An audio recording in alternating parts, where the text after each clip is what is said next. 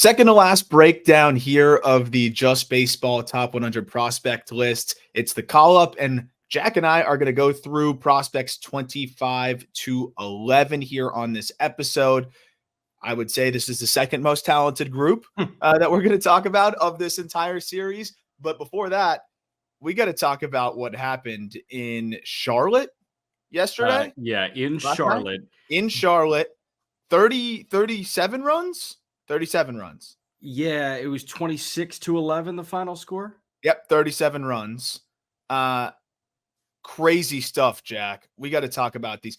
I already have some Norfolk Tide merch coming in the mail. Do you actually? I'm a fan. I'm locked in. And you could call it bandwagoning, but I've watched every game since the first game of the season. Who knew they were going to be this good this year? You never knew. I watched the first game and said, wow, this team's pretty good. So then I've just been tapped in since, and jersey's on the way now. Not a jersey, but just like I've got my Arkansas Travelers, sweatshirt. I'm gonna just start collecting minor league sweatshirts, but Norfolk had to be added to the rotation. Yeah, it had to be, especially because they put up, I think it's 66 runs in their first 5 games, maybe 65 runs in their first 5 games. Yeah. Insane. 26-11, the final in Charlotte, and Charlotte's a bandbox, so you can pretty much discount this. They really only put up 8 runs. And and 6 runs were off of Danny Mendick. So you can negate it. And I saw someone bring that point up, like, oh yeah, well, Danny Mendick came in. All right, they only scored 20 runs then. Oh man, those poor things. Heston Kjerstad already had 10 ribbies by the time Danny Mendick came in, I think. Colson Montgomery, got to shout out Colson. He went 3 for 6. He had a couple of very hot EVs. He was 3 for 6 with a double. So respect Colson Montgomery. But Nick Nastrini started with 3 innings, 4 earned, and then they got to the Knights bullpen. Bailey Horn got hammered. Is that Nicholas Padilla who got hammered? Nicholas Padilla. And then I don't know McGarrity's first name, but McGarrity. Aaron McGarrity, never heard that name. 89 miles an hour, yeah. And then you got Danny Mendick closing it out, 2 innings, 7 hits, 6 earned. He did only walk 1, so that was good. I just want to run you through the notable line scores for these guys. Yeah. Jackson Holiday, 4 for 6, 2 doubles, 2 driven in, 2 walks, a stolen base, 5 runs scored. Connor Norby, 2 for 5, a double, a homer, 3 driven in, 2 walks, 3 runs scored. Heston Kjerstad, and I'm just going down the lineup. Heston Kjerstad, 5 for 7, 2 doubles, 2 homers, including a grand slam, 10 RBIs, 4 runs scored. Kobe Mayo, 5 for 7 with a double, a triple, an RBI, 2 runs scored. Kyle Stowers, 4 for 7, a double, 3 homers, 7 RBIs, 3 runs scored. How about Peyton Burdick, 3 for 5 with a double and a homer. Diego Castillo, 2 for 6. David Banuelos, 3 for 6. The only guy that didn't have a multi-hit day was Errol Robinson, who went 1 for 7. Tough look, Errol. Yeah, that is unfortunate for Errol. But at least he's on the board. He did score 2 runs. He did score 2 runs. He played some good shortstop, I'm sure. We'll just say that. But I mean, dude, and just to take it a step further, between the two teams, there were 21 batted balls 100 miles per hour or higher. Kobe Mayo hit a ball 112. He also hit another ball 111 foul, and then the triple was 108. You had a 106 from Jackson Holiday. You had multiple 106s from Kjerstad. It just was, everybody was hitting the ball hard too. So that part of it was really fun as well. Just kind of going and looking at all of the fire emojis on Savant and just being able to see. I mean, not only were these, there were some home runs that definitely were Charlotte homers, but I'd say most of them were absolutely rocketed. And we saw a lot of batted balls over 100, a lot over 105, and Kobe Mayo just doing his thing with the 112. I mean, it's just been crazy. I think the last few games now he has several 110 pluses off of the bat. I mean, the power is crazy. But seeing Mayo motor to third too, he is more athletic than I think most people give him credit for. Yeah, I put out kind of 2 tweets about it all, and I just mentioned if McDermott or Povich is on the mound, I do think that this Norfolk team is beating 5 or 6 Major League Baseball teams. I do think that they are not in the 26 to 30 range of the big league power rankings if you can run out McDermott and Povich every day. I did reply and said, lost in the Kerstad Stowers holiday shuffles, that Kobe Mayo had the 2 batted balls over 110, 3 of the 4 hardest hit balls, and 4 of the 7 hardest hit balls, and 4 of the 8 over 105. Like, I mean, he didn't have 3 homers, so Stowers better. He didn't have 10 ribbies, so Kerstad better. But I mean, dude, a 5-hit day when you're killing the ball like that, you could argue that Jackson Holliday had the worst day, and he got on base 6 times. Yeah, I mean, and didn't punch. I think Yeah. him and Stowers were the only guys that didn't punch besides Benuelos. Seeing what Stowers is doing too, just being healthy, this guy's going to need to get an opportunity somewhere else because there's just no way. I Are mean, you Kerstad got the fully starting aboard? right this past game too, so it's a unique spot now where, I mean, he's behind.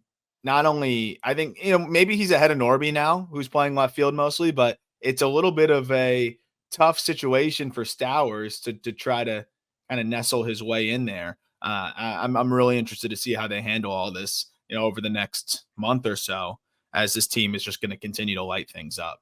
So this happened about an hour after Jorge Mateo started in center field, Ramon Urias started at third base, and James McCann walked it off for the Orioles in a 4-3 win over Kansas City. Yeah. Yeah.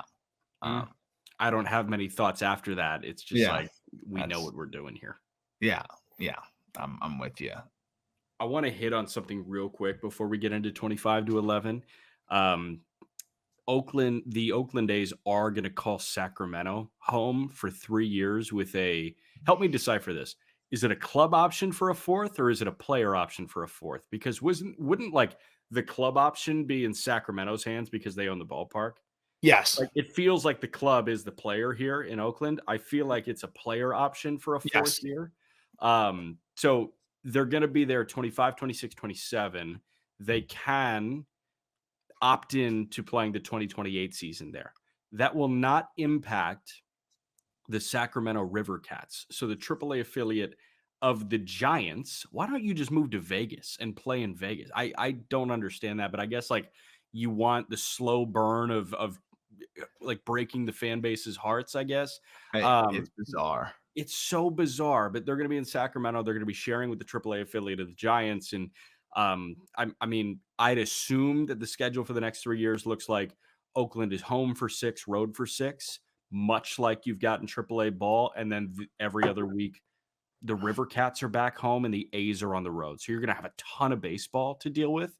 Like, I feel for those concession workers, but hey, you're going to get guapped up if you're working concessions at that ballpark. No, it's good for Sacramento. It's good for the employees of the ballpark and people around the area. I am happy for that. But aside from that, it's, I'm exhausted of just being disappointed every time we got to talk about it. It's so ridiculous that a major league team is going, like, people joke about I'm the worst major league team being a AAA ball club, right? And the A's are like leaning into it so hard that they truly want. I mean, Fisher wants them to be a AAA ball club before they get to Vegas. He wants it to be the biggest, transition of like, look at where we're at now, and this is a totally new era and a new franchise and whatever. And I heard that whole spiel with the Marlins in 2012. Right, we have the new stadium. We're going to spend money. Look at this team. We got Jose Reyes, Mark Burley, Heath Bell, blah blah blah. And look how that worked out, and look how quickly a cheap owner who doesn't care pulled the rug out from under it. It's going to be the same crap. It's going to be John Fisher conning MLB, who won't care because sports in Vegas is great and makes more money. And we saw the Super Bowl. I was there. It was a spectacle. But that's the NFL. That's the Super Bowl. I think a regular season baseball team is not going to succeed at the same level. And I think Oakland would have been just fine if they, invested in the team. More on the focus of just like Sacramento. Putting a major league team on that kind of schedule is absolutely ridiculous, silly, and stupid. And I just think the fact that a major league team is going to have to adhere to and call home to a place that they worked so hard, not to like degrade or belittle AAA. AAA is a much better lifestyle than any other stop in the minor leagues, and I think we've done a good job to make it even better and better. But still, I mean, you see it every day when guys get back to Indianapolis from Pittsburgh. They're not thrilled about it because you No. work so hard to get to Pittsburgh. I just can't imagine working so hard to get to the big leagues. And I know you're still making a big league salary and all that good stuff, but you still got to now go back and call a AAA ballpark home for several years now. That to me is so crazy, and just is such an indictment on the entire situation and just an embarrassment, and shows how little John Fisher cares. Yeah. And what just the money bags at the end of the rainbow for him, a few Yeah. years from now is really all he's focused on. And he doesn't care how much of an embarrassment he is and his franchise is for the next few years. I feel for Oakland, and I feel for the A's players. That sucks. Why would anybody sign there? Yeah. In terms of facilities, it is a different planet. And like, hey, the Coliseum has really taken a downturn. I bet if you polled players, they'll like Sacramento's clubhouse and their overall facilities a bit more than the Oakland Coliseum's overall Well, facility. then that helps. That helps It the helps. other case. It helps, but at the end of the day, like you're playing in a AAA ballpark. Like I think that our ballpark in Indianapolis is one of the best non-major league ballparks that we've got. But I use that disclaimer because it's not a major league ballpark. It's not built like PNC Park. And like there's a huge difference between PNC Park and Victory Field. I know, the Blue Jays, they played in Dunedin for a little bit, and then they played in Buffalo for a little bit. And man, like yeah, Buffalo is great. Buffalo is, one of the better ballparks in AAA baseball, but it's not the Rogers Center. And, it's really hard to convince a free agent to call a place like Oakland home already. Yeah, Now try convincing them that Sacramento is a great home and you get to play in a AAA ballpark. You don't have a third level. That's the yeah, big difference. Every person I talk to after their first big league experience, they're just like, there's a third deck. There's no yeah. third deck here. And a lot of these AAA ballparks have the infrastructure to handle a third deck, but they're not going to do it There's no because reason. Yeah. there's no reason to. Um, Man, like there's no third deck for a Major League Baseball team. Welcome to the new frontier of the Oakland A's. And the last thing I'll say on it is, I mean, the only reason why we're doing this anyways is, and I think the reason why we're able to say, hey, like Oakland is a piece of crap too, stadium wise, is that's what Fisher wanted it to be, right? He wanted it to be like, oh look, this stadium is just not going to work for us. It's basically inoperable. We're going to need a new one. Oh wait, you're It not was going to the give us a long new con one. to Got to create move the team. excuses. Yeah. Yeah, exactly. So like he wanted that stadium to be as run down as possible so that you could say I need a new stadium and then not even really work with the county or the city for that new stadium. So yes, it may be a little bit better than the Coliseum at this point, but that was the plan all along. And the fact that we're comparing a AAA ballpark to a big league ballpark is embarrassing in itself. And the fact that now they're going from the worst big league ballpark to a AAA park it's not just for like 6 months. So It's for not 3 years. yeah, it's for 3 years.